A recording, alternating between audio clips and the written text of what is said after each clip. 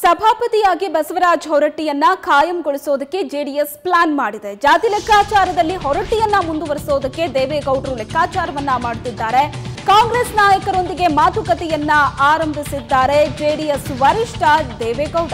ವಿಧಾನ ಪರಿಷತ್ ಸಭಾಪತಿ ಸ್ಥಾನವನ್ನ ತಮಗೆ ಬಿಟ್ಟುಕೊಡುವಂತೆ ದೇವೇಗೌಡರು ಪ್ರಸ್ತಾಪವನ್ನ ಮುಂದಿಡಲಿದ್ದಾರೆ. ಕಾಂಗ್ರೆಸ್ನ ಎಸ್ಆರ್ ಪಾಟೀಲ್ರನ್ನ ಸಭಾಪತಿ ಮಾಡೋದಕ್ಕೆ ಸಿದ್ದರಾಮಯ್ಯ ಪ್ಲಾನ್ ಅನ್ನ ಮಾಡ್ತಾ ಇದ್ದಾರೆ. ಆದರೆ ಕಾಂಗ್ರೆಸ್ ನಾಯಕರ ಜೊತೆ ಈಗಾಗಲೇ ಜೆಡಿಎಸ್ ವರಿಷ್ಠ ದೇವೇಗೌಡರು ಮಾತುಕತೆಯನ್ನ ಆರಂಭಿಸಿದ್ದಾರೆ. ಬಸವರಾಜ ಹೊರಟ್ಟಿ ಅವರನ್ನೇ ಕಾಯಂಗೊಳಿಸೋದಕ್ಕೆ ವಿಧಾನ ಪರಿಷತ್ ಸಭಾಪತಿ ಸ್ಥಾನವನ್ನ ತಮಗೆ ಬಿಟ್ಟುಕೊಡುವಂತೆ ದೇವೇಗೌಡರು ಪ್ರಸ್ತಾಪವನ್ನ ಮುಂದಿಟ್ಟಿದ್ದಾರೆ. ಇದಕ್ಕೆ ಕಾಂಗ್ರೆಸ್ನ ಎಸ್ಆರ್ ಪಾಟೀಲ್ರನ್ನ ಸಭಾಪತಿ ಮಾಡೋದಕ್ಕೆ ಸಿದ್ದರಾಮಯ್ಯ ಕೂಡ ಪ್ಲಾನ್ ಮಾಡ್ತಾ ಇರೋದ್ರಿಂದ ದೇವೇಗೌಡರ ಈ ಒಂದು ಪ್ಲಾನ್ ಎಷ್ಟರ ಮಟ್ಟಿಗೆ ವರ್ಕೌಟ್ ಆಗುತ್ತೋ ಗೊತ್ತಿಲ್ಲ. ಸಭಾಪತಿ ಸ್ಥಾನವನ್ನ ಜೆಡಿಎಸ್ಗೆ ಬಿಟ್ಟುಕೊಡೋದಕ್ಕೆ ಮಾಜಿ ಸಿಎಂ ಸಿದ್ದರಾಮಯ್ಯ ಹಿಂದೇಟನ್ನ ಹಾಕ್ತಾ ಇದ್ದಾರೆ. ಯಾವುದೇ ಕಾರಣಕ್ಕೂ ಕೂಡ ಸಭಾಪತಿ ಸ್ಥಾನವನ್ನ ಬಿಟ್ಟುಕೊಡೋದಕ್ಕೆ ಕಾಂಗ್ರೆಸ್ ಅಥವಾ ಸಿದ್ದರಾಮಯ್ಯನವರು ರೆಡಿ ಇಲ್ಲ ಅನ್ನೋದು ಈ ಮೂಲಕ ಗೊತ್ತಾಗುತ್ತೆ. ಸಮನ್ವಯ ಸಮಿತಿ ಸಭೆಯಲ್ಲಿ ಚರ್ಚಿಸಿ ಅಂತಿಮ ತೀರ್ಮಾನವನ್ನ ಕೈಗೊಳ್ಳೋ ತಂತ್ರವನ್ನ ಹೆಣೆಯಲಾಗಿದೆ. ಸದ್ಯ ವಿಧಾನ ಪರಿಷತ್ನಲ್ಲಿ 35 ಸದಸ್ಯರ ಸಂಖ್ಯಾಬಲ ಕಾಂಗ್ರೆಸ್ಸಿಗಿದೆ.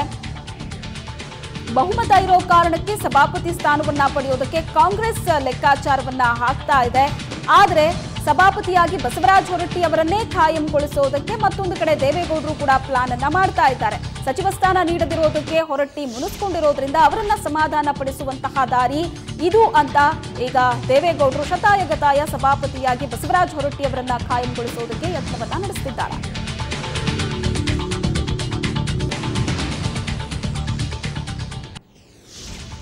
ಈ ಬಗ್ಗೆ ಹೆಚ್ಚಿನ ಡೀಟೇಲ್ಸ್ ಅನ್ನ ಕೊಡ್ತಾರೆ ನಮ್ಮ ಪ್ರತಿನಿಧಿ ಆನಂದ್ ಬೈದನಮನೆ. ನಮ್ಮೊಂದಿಗೆ ನೇರ ಸಂಪರ್ಕದಲ್ಲಿದ್ದಾರೆ. ಆನಂದ್, ಈಗ ಸಭಾಪತಿಯಾಗಿ ಬಸವರಾಜ ಹೊರಟ್ಟಿಯನ್ನ ಕಾಯಂಗೊಳಿಸೋದಕ್ಕೆ ಜೆಡಿಎಸ್ ಪ್ಲಾನ್ ಅನ್ನ ಮಾಡ್ತಾ ಇದೆ. ಮತ್ತೊಂದು ಕಡೆ ವಿಧಾನ ಪರಿಷತ್ನಲ್ಲಿ ಕಾಂಗ್ರೆಸ್ ಸ್ಥಾನ ಹೆಚ್ಚಾಗಿರೋದ್ರಿಂದ ಕಾಂಗ್ರೆಸ್ನವರನ್ನೇ ಸಭಾಪತಿ ಮಾಡೋದಕ್ಕೆ ಮತ್ತೊಂದು ಕಡೆ ಸಿದ್ದರಾಮಯ್ಯನವರು ಕೂಡ ಪ್ಲಾನ್ ಅನ್ನ ಮಾಡ್ತಾ ಇದ್ದಾರೆ. ಎಷ್ಟರ ಮಟ್ಟಿಗೆ ದೇವೇಗೌಡರ ಪ್ಲಾನ್ ವರ್ಕೌಟ್ ಆಗುತ್ತೆ ಹಾಗಾದ್ರೆ ಇಲ್ಲಿ? ಶ್ವೇತಾ, ಈಗಿರುವಂಥ ವಿಧಾನಸಭೆಯ ಸಂಖ್ಯಾಬಲದಲ್ಲಿ ಕಾಂಗ್ರೆಸ್ಸು ಅತ್ಯಂತ ದೊಡ್ಡ ಪಕ್ಷವಾಗಿರುವಂಥ ಕಾರಣಕ್ಕಾಗಿ ಸಹಜವಾಗಿ ಸಭಾಪತಿ ಸ್ಥಾನವನ್ನು ಪಡ್ಕೊಳ್ಬೇಕು ಅನ್ನುವಂಥ ಲೆಕ್ಕಾಚಾರ ಕಾಂಗ್ರೆಸ್ ನಾಯಕರದಿದೆ.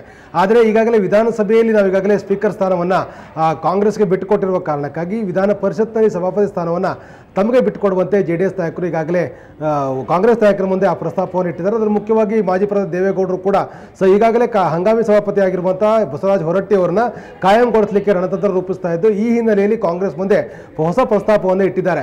ವಿಧಾನಸಭೆಯಲ್ಲಿ ಸ್ಪೀಕರ್ ಸ್ಥಾನವನ್ನು ನಿಮಗೆ ಕೊಟ್ಟಿರುವ ಕಾರಣಕ್ಕಾಗಿ ವಿಧಾನ ಪರಿಷತ್ನಲ್ಲಿ ಈಗಾಗಲೇ ಸಭಾಪತಿ ಸ್ಥಾನವನ್ನು ನಮಗೆ ಕೊಡುವಂತೆ ಈಗಾಗಲೇ ಕಾಂಗ್ರೆಸ್ ನಾಯಕರನ್ನ ಅವರು ಕೋರಿದ್ದಾರೆ. ಯಾಕೆಂತಂದರೆ ಈಗಿರುವ ಸಂಖ್ಯಾಬಲದ ಆಧಾರದ ಮೇಲೆ ಆಡಳಿತೋಢವಾಗಿರುವಂಥ ಏನು ಜೆಡಿಎಸ್ ವಿಧಾನಸಭೆಯಲ್ಲಿ ಸ್ಪೀಕರ್ ಸ್ಥಾನ ಪಡ್ಕೊಂಡಿಲ್ಲ. ಆದರೆ ಎಲ್ಲೋ ಒಂದು ಕಡೆ ಈಗ ಸಂಖ್ಯಾಬಲ ವಿಧಾನ ಪರಿಷತ್ ಹೆಚ್ಚಿದ್ರೂ ಕೂಡ ಸಭಾಪತಿ ಸ್ಥಾನವನ್ನು ನಮಗೆ ಕೊಡು ಸೂಕ್ತ ಅನ್ನುವಂಥ ಮಾತನ್ನು ಕೂಡ ದೇವೇಗೌಡರು ಹೇಳಿದ್ದಾರೆ. ಆದರೆ ಅದಕ್ಕೆ ತೀವ್ರ ವಿರೋಧ ವ್ಯಕ್ತಪಡಿಸಿರುವಂಥ ಮಾಜಿ ಸಿಎಂ ಸಿದ್ದರಾಮಯ್ಯನವರು ಕೂಡ ಸಮನ್ವಯ ಸಮಿತಿ ಸಭೆಯಲ್ಲಿ ಈ ಬಗ್ಗೆ ಚರ್ಚೆ ಆಗಬೇಕು.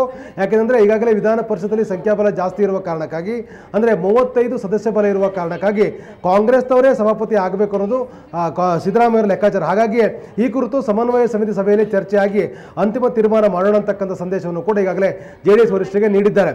ಆದರೆ ಈಗಾಗಲೇ ಸಚಿವ ಸ್ಥಾನವು ಸಿಗದೇ ಇರುವ ಕಾರಣಕ್ಕಾಗಿ ಮುನಿಸ್ಕೊಂಡಿರತಕ್ಕಂಥ ಬಸವರಾಜ ಹೊರಟ್ಟಿ ಅವರಿಗೆ ಸಭಾಪತಿಯಾಗಿ ಮುಂದುವರಿಸಿ ಈಗ ಸದ್ಯಕ್ಕೆ ಲಿಂಗಾಯತರಿಗೆ ಸೂಕ್ತವಾಗಿರುವಂಥ ಪ್ರಾತಿನಿಧ್ಯವನ್ನು ಜೆಡಿಎಸ್ನಲ್ಲಿ ಕೊಡಲಾಗಿದೆ ಅನ್ನುವಂಥ ಸಂದೇಶವನ್ನು ಕೊಡಲಿಕ್ಕೆ ದೇವೇಗೌಡರು ಪ್ಲಾನ್ ಮಾಡಿಕೊಂಡಿದ್ದಾರೆ.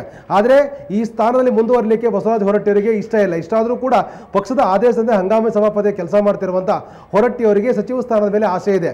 ಹಾಗಾಗಿ ಪಕ್ಷದ ವರಿಷ್ಠರ ಮುಂದೆ ಸಚಿವ ಸ್ಥಾನಕ್ಕಾಗಿ ಬೇಡಿಕೆ ಇಟ್ಟಂಥ ಹೊರಟ್ಟಿ ಅವರಿಗೆ ಸಚಿವ ಸ್ಥಾನ ಕೊಡೋದ್ರ ಬಗ್ಗೆ ಯಾವುದೇ ರೀತಿಯ ನಿರ್ಧಾರಗಳಾಗಲಿ ಅಂತ ಭರವಸೆಗಳು ಯಾವುದೂ ಕೂಡ ಪಕ್ಷದ ವರಿಷ್ಠರು ಸಿಕ್ಕಿಲ್ಲ. ಇಷ್ಟಾದರೂ ಕೂಡ ಅವ್ರನ್ನ ಸಭಾಪತಿಯಾಗಿ ಮುಂದುವರಿಸಬೇಕು ಅಂತಕ್ಕಂಥದ್ದು, ಆ ಮೂಲಕ ರಾಜಕೀಯವಾಗಿರುವಂಥ ಪ್ರಾತಿನಿಧ್ಯವನ್ನು ಹೊರಟಿರು ಕೊಡಬೇಕು ಅನ್ನೋ ಲೆಕ್ಕಾಚಾರ ದೇವೇಗೌಡರದು. ಹಾಗಾಗಿ ಹಲವು ಸುತ್ತಿನ ಮಾತುಕತೆ ಬಳಿಕ ಹಂಗಾಮಿ ಸಭಾಪತಿಯಾಗಿ ಸ್ಥಾನವನ್ನು ಅಲಂಕರಿಸಿರ್ತಕ್ಕಂಥ ಹೊರಟ್ಟಿಯವರು ಅನಿವಾರ್ಯವಾಗಿ ಈ ಸ್ಥಾನದಲ್ಲಿ ಮುಂದುವರಿತಾರಾ ಅಥವಾ ಕಾಂಗ್ರೆಸ್ನವರು ಹೊರಟ್ಟಿಯನ್ನು ಮುಂದುವರಿಸಲಿಕ್ಕೆ ತಾತ್ವಿಕ ಒಪ್ಪಿಗೆ ಕೊಡ್ತಾರಾ ಅಥವಾ ಸಮನ್ವಯ ಸಮಿತಿಯಲ್ಲಿ ಎಸ್ಆರ್ ಪಾಟೀಲ್ ಹೆಸರನ್ನು ಅಂತಿಮಪಡಿಸಲಾಗುತ್ತಾ? ಈ ಎಲ್ಲ ವಿಚಾರಗಳಿಗೆ ಸಂಬಂಧಪಟ್ಟಾಗ 29ರಂದು ಮತ್ತೆ ಈ ಕುರಿತಾಗಿ ಮತ್ತೊಂದು ಸಭೆಯನ್ನು ನಡೆಸೋ ಬಗ್ಗೆಯೂ ಕೂಡ ಚರ್ಚೆ ಆಗ್ತಾ ಇದೆ.